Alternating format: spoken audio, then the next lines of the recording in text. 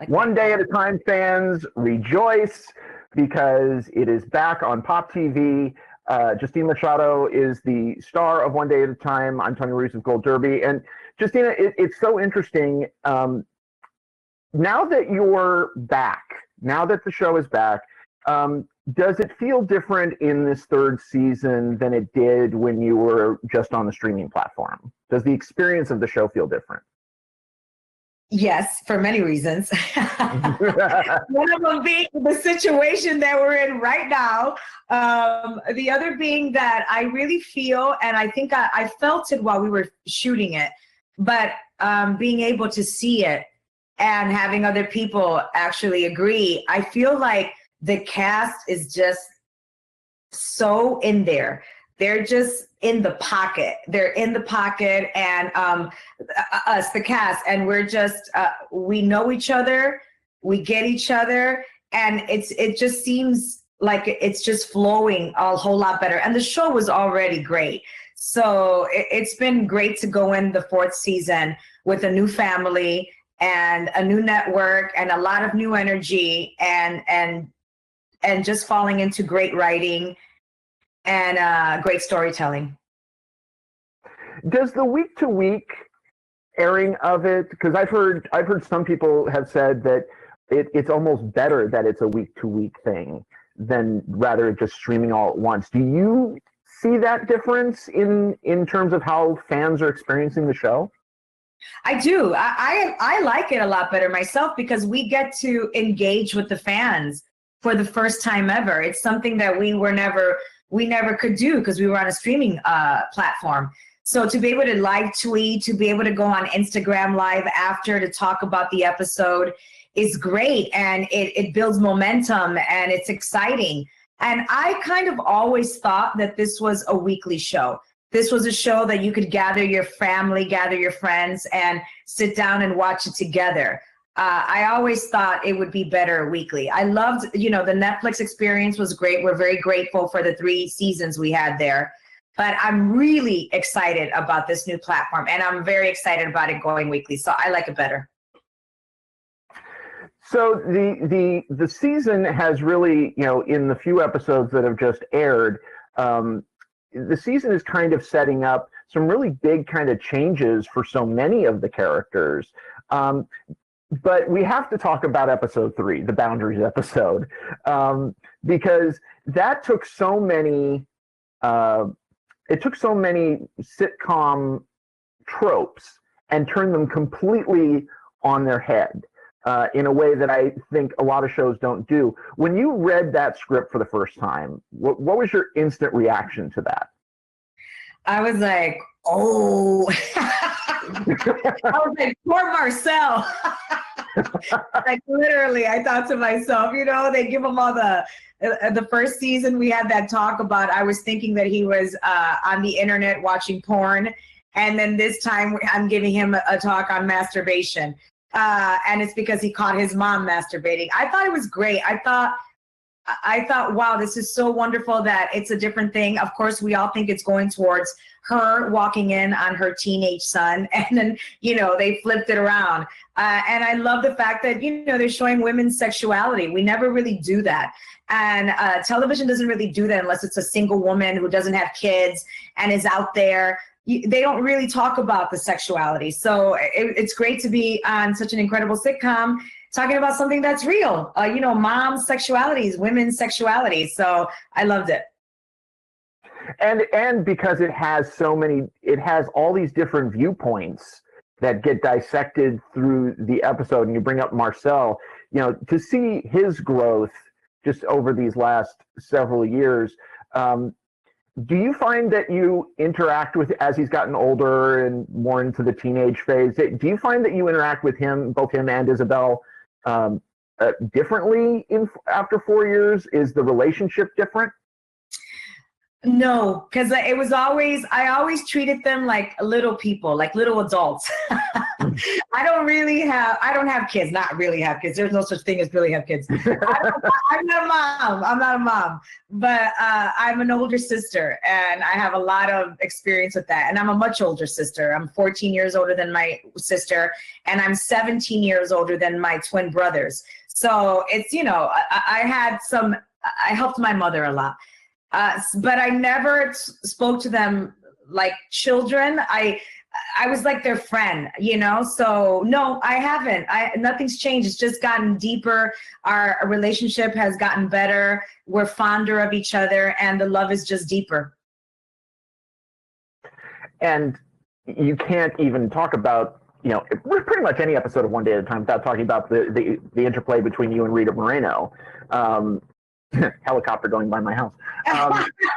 Wait a second, and not only that, can you turn, this is terrible, can you turn that off for me? And my phone just pinged. I think it was me, not you. Okay, go ahead. I'm sorry, Tony. No, but you and Rita just have such a believable mother-daughter relationship. Are those scenes, like particularly the fight scenes between the two of you, are those your favorites? Yes, they're my favorite and they're Rita's favorite. We get so excited when we can get in there. It's funny that you say that because we love the fighting scenes. We're like, oh, good. We're going to get in there with each other. So they are our favorite scenes. We just really work well together. And what an incredible thing for me to have in my career, to work well with such a legend and an icon. We just really work well and get along and understand each other. And it's great fun when we're together. You are now a producer on the series as well. How did that transition come about and what's it been like? Well, the transition was, we were going back and there was a new season and a new platform, a new network. So there was some room for a little negotiation. And that was something that my manager and I have wanted for a while, and they were very receptive to it. And it's funny because I feel like I was always kind of a producer on the floor. Because, when we're down there, the writers and the executive producers are up in there, they're writing, they're doing stuff in their offices, and I'm on the stage. So I kind of feel like I was always keeping it together. So it was a natural thing for me to do. And that's one of my big dreams. I really want to produce more. So to be able to be a producer on my show, to start my producing career, is such a gift because it's something I'm very interested in. What's been the biggest challenge or the biggest, the thing that you've learned the most about producing? There's just a lot of stuff that I don't think I've learned anything that I didn't already know. This is why I think this is a good fit for me. So these are things I already knew. These are things I was already a part of. These are things I was already kind of doing without the word producer. So what I know is I think I'm going to be good at it. That's about all. I think I'm going to be good at it. So yes. Are there certain types of projects that you are passionate about? Like, where do you see your role as a producer going? Well, I mean, definitely I see it going towards producing more Latinx stories, telling more stories like One Day at a Time in either the drama platform, the comedy platform, the dramedy platform, whichever, just telling more stories like that, making us the center of the stories being told by us, for us, and all of that. And just the kind of same thing that we're doing here, elevating our narrative and changing the way some people think we are. So that's important to me. One of the really kind of exciting moments for me was the return of Edie Quinn as Max. That was when I was talking to to Gloria, the producer, that was not originally supposed to be a long running thing. So what is it about the chemistry between you and Ed, between Penelope and Max? Why do you think that resonated so much? I don't know. You can't really pinpoint where chemistry comes from. It's very interesting. Sometimes, and this is not our case, Ed and I get along well. He's a great guy. Sometimes you don't even like the person you have the great chemistry with. I mean, that's happened to me in the past, believe me. And you just have great chemistry. You don't know.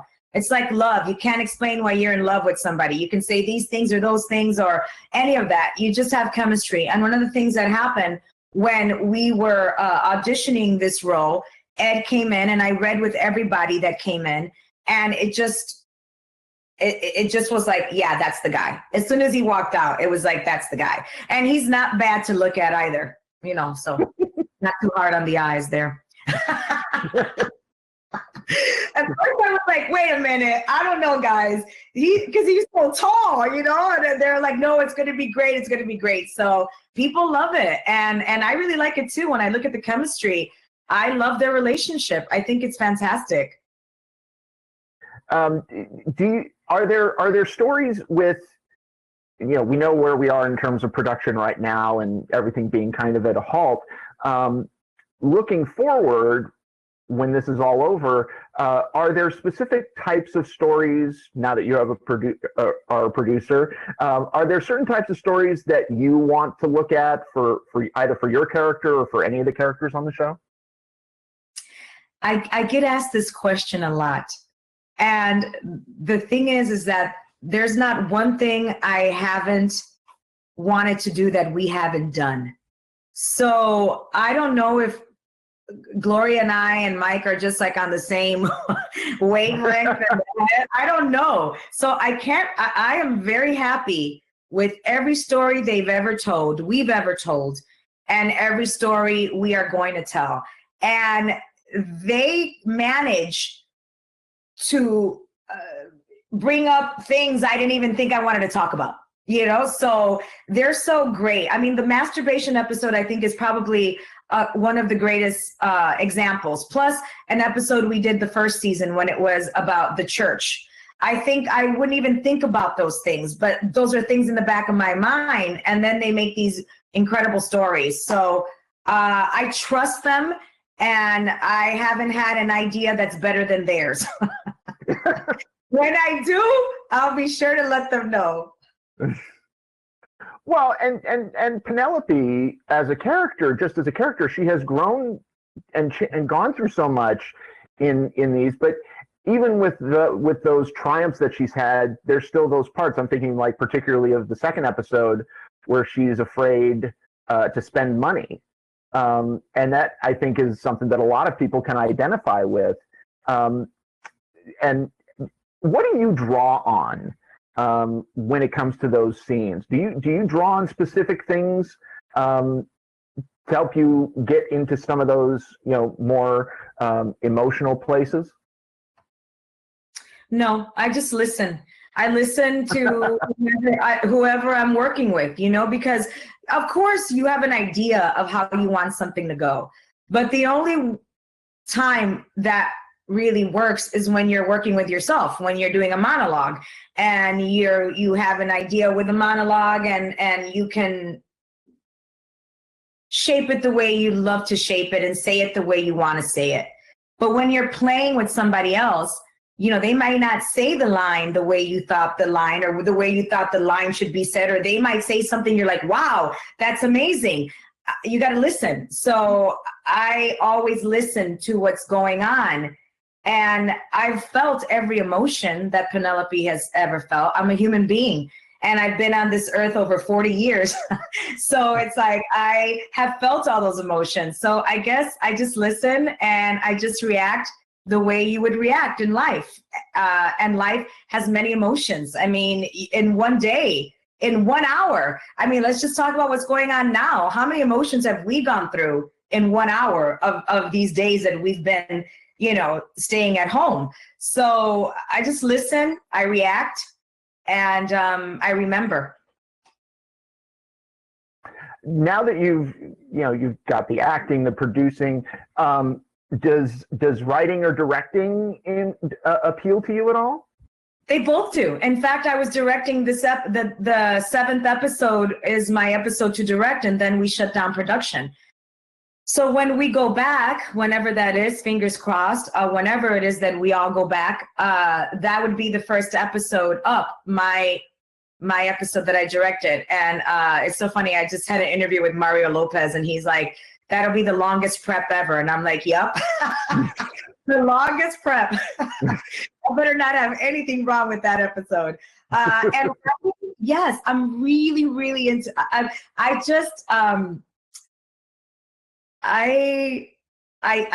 can't get.